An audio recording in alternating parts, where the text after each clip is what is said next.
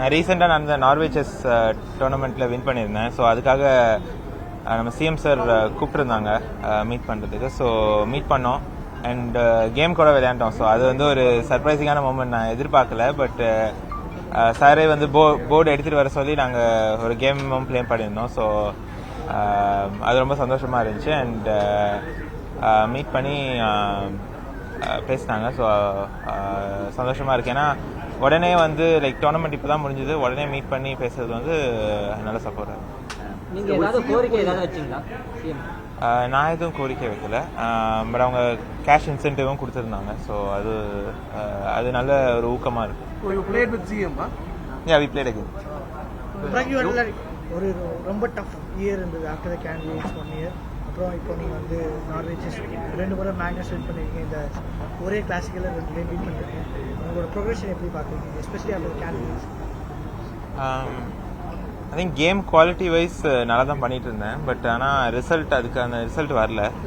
இந்த டோர்னமெண்ட்லேயே வந்து first half கொஞ்சம் நல்லா போகலை. பட் செகண்ட் ஹாஃபில் அந்த ரிசல்ட் வர ஆரம்பிச்சது. ஸோ சந்தோஷமாக இருக்கு. ஏன்னா நிறைய ஹார்ட் ஒர்க் இந்த கேண்டிடேட்ஸ்க்காகவும் சரி, ஜென்ரலாகவும் நிறைய என் டீமோட நிறைய ஒர்க் பண்ணியிருந்தோம். அதுக்கான ரிசல்ட் வருதுன்றது சந்தோஷமாக இருக்கு. பிளேயர் கூட விளையாடி இருப்பீங்க, சிஎம் கூட விளையாடுறப்ப எப்படி இருந்தது? யார் வெற்றி பெற்றது? அதில் எவ்வளோ நேரம் போச்சா? இல்லை, ஆக்சுவலி நான் எதிர்பார்க்கல. ஏன்னா நான் கேள்விப்பட்டதில்லை சிஎம் சார் விளையாடுவாங்கன்னு. அண்ட் அவங்களே தான் வந்து போர்டு எடுத்துகிட்டு வர சொன்னாங்க. ஸோ எடுத்துகிட்டு வந்து அவங்க டேபிள்லேயே தான் அரேஞ்ச் பண்ணி டக்குன்னு செட்டப் பண்ணி விளையாட ஆரம்பித்தோம். அண்ட் நல்லாவே ப்ளே பண்ணாங்க. லைக் ஸோ அவங்க கேட்டேன் என்ன எப்போ ஆடுவீங்கன்னு. ஸோ ஃப்ரெண்ட்ஸோடு ஆடுவேன் அப்படின்னு சொன்னாங்க. அண்ட் நல்லாவே ப்ளே பண்ணாங்க. எப்படி முடிஞ்சது? வின் பண்ணிட்டேன். பட் ஆனால் லைக் எதிர்பார்க்கல நான் அவ்வளோ நல்லா ஆடுவாங்கன்னு. லைக் நம்ம ஆடுவாங்கன்னு எனக்கு தெரியாது.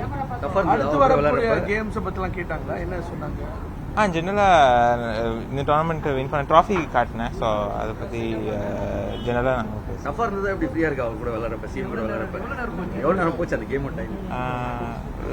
3 minutes போயிருக்கு.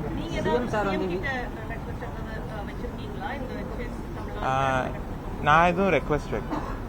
சிஎம் சார் வந்து சினிமாவில் பார்த்துருக்கோம், இப்போ நேரில் வந்து சிஎம்ஐ வந்து இப்போ அசம்பிளில் பார்த்துருக்கீங்க, எப்படி இருந்தது?